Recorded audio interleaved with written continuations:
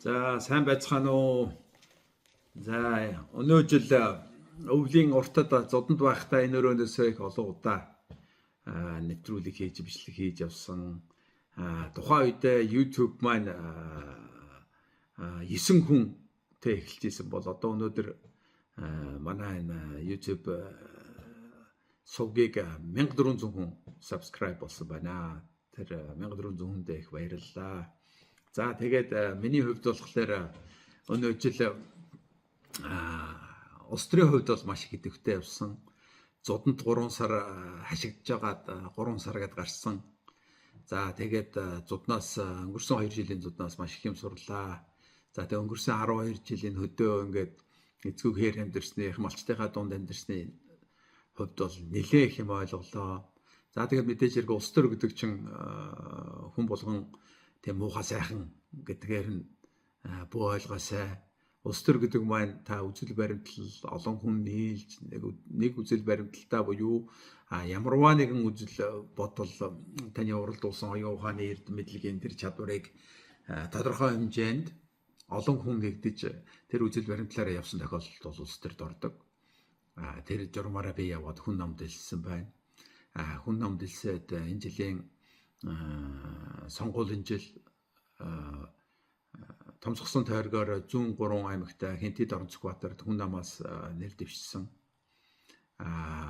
Тухайн энэ нэр дэвших хугацаанд бол энэ 3 аймгийн одоо бүх сумаар нь явлаа. Тэр сумдын сургуулиудаар орж өөрт болцоо гарсан тэр газруудаа ерөнхийдөө бараг 70% нь сургуулийн захирлууд багш нарт ажиллаж төгсөх ангийн хүүхдүүдэд нутаг орныханд одоо миний мэд хөдөөгийн хөгжил гэдэг лекцийг одоо яг үнэхээр цагт шахуулсан тэр нөхцөл байдалтай ингээд уншаад гарсан байдаг. Хөдөөгийн тэр нөхцөл байдал боловсролын системтэй ард иргэдтэй их ойрхон явсан энэ боломжоос өөрийнхөө үзсэн харсантайгаа ингээд харьцуулан үзэх боломж бол надад нээсэнд одоо би бас баярлалтай. Өөрийнхөө хүн намдаа тийм ээ их баярлж байна. Хамт ингээд зүтгэсэн сонгуульд явсан залуучуудаа асар их дэмжлэг үзүүлж ингэж хамт явсан энэ залуучуудаа их баярлж байна. Тэгэхээр мэдээж хэрэг бидний судалгаагаар хийсэн зүйл өнөөдөр амьдралаар дайраад гарсан зүйлүүдийг хооронд нь харьцуулаад үзэх боломжтой болсон.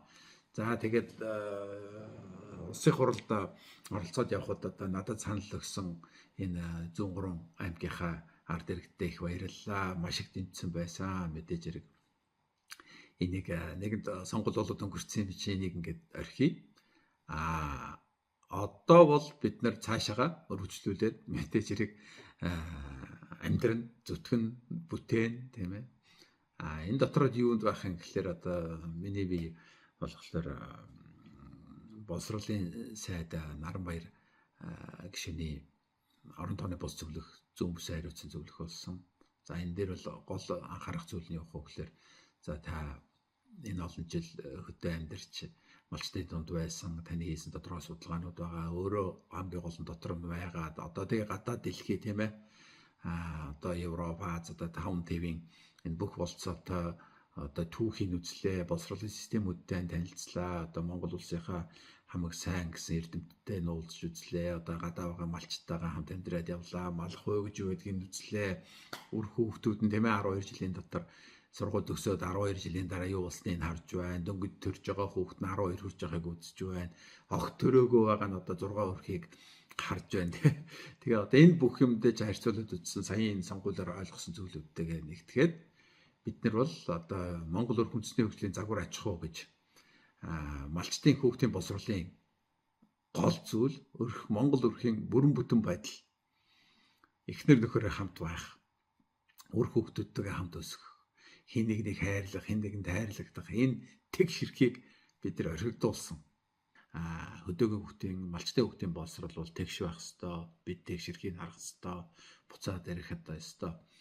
Тэр сэтгэлийн тэнхээ, тэр боловсрол, тэр эрдэм мэдлэг, тэр эцэг эхийн хайр өөрөө бас хайраар ундарч ингэж явах тэр болцоог нь бид нар одоо өнөөдөр тэр хүүхдийн хоёрснаа бие сэтгэлд шингээж үлдээх ёстой маа. Тэгээд энэний төлөө бид одоо бидний хувьд бол энэний төлөө эцэг хүртэл юм.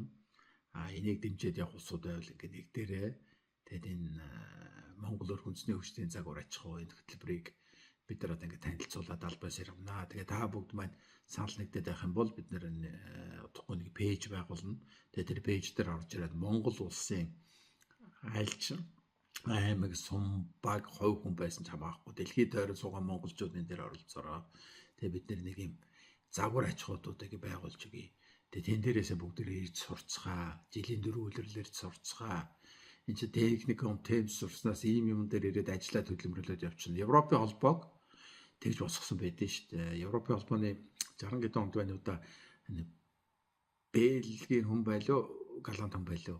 Тэр чи Европын холбоо гэж байхад бол яахан Европын холбоогийн тэр өвхөр мал фермерүүдийн аж ахуйг зохицуулж исэн хүн. Тэр хүн өөрийнхөө хажуудаа оюутнуудыг хацарч сургадаг байсан бай. Техникийн улсуудын сурыг улсуудыг хацарч хийлэгдэг байсан бай. Байр хоолныхын мөнгө өгдөг, даадаг, нөгөө улсууд нэрж ажиллаж байгаа сургалтыг явуулдаг байсан. Тэр нь ингэж хөгжиж явсаар байхад бүгдээрээ сүултээ ингээд Европын холбоо бүгдээд нэгдээд явхад тэр одоо гол суур нь болсон байдаг. Яг гэвэл нэг үзэл баримталтай, нэг аргачлалтай нутаг орондоо таарсан. Нутаг орон ч Европчин, Европын нэгдсэн гэдэг чинь тэгээ нутаг орон гэдэг чинь тэр тодорхой байхгүй тэр байгаа газар. Монгол бол баг болон Европын холбоо шиг тийм газар нутагтай мөртлөө хүн болгон өөр ингэсэн юм хийх гээд үзээд байдаг. Уул нь бол нэг эвлэгхэн аргаар хийгээл тэгээд цаашаа ингэ явчих боломжтой. Тэгээд энийг бүгдээрээ ингэ нэг сайн үзье. Монгол хүн байна да нэг малын зах дээр байхдаа нэг жаахан нэг сайхан 50% сайхан амьдрч сурах хэрэгтэй. Тэгэхээр тэгээд хүндрэлтний хүний физиологийн биеийн хөгжил өөр болсон байгаа шүү дээ. 14 настай тэр хаа байсан улсыг шигшээд 16 настай усууд тоглож штэ. Тэр хэдэн 17 8 настай дэлхийн аваргууд болцоож штэ. Тэр бид нар сая олимп үзэл бүгдээ л гайхшаарлаа. Гүчтэй 14-т хүүхдүүд тоглоод эхэлсэн явж штэ. Энд чинь юу хэлээд байгаа гэхээр ертөнц биологийн хувьд шал өөр. Манай хүүхдүүд яхалаа дутдیں۔ Тийм байхгүй. Харин ч бид нар давуу хэрэгтэй. Хөдөө эзгүүхээр энэ булчин шүрмэс зангирсан хүчил төрөгчөөр хангалттай сэлэглэгдсэн нуураг тархил юу ч ямар ч юм хийж чадна. Тэгээд энэ юмыг бид бол ингээд цогцоор нь хийгээд хойж ирээдүгэ өөрсдийнхээ өдлөх насны жаргалыг өөрөө ингээд бэлдэж болно. Тэгээ хэдэн үеэрээ урт удаан настай жаргалтай тийм байхын төлөө хамтран ажиллацгаая. За та бүхэндээ баярлалаа анхаарал тавьсанд. За түр баяр таа.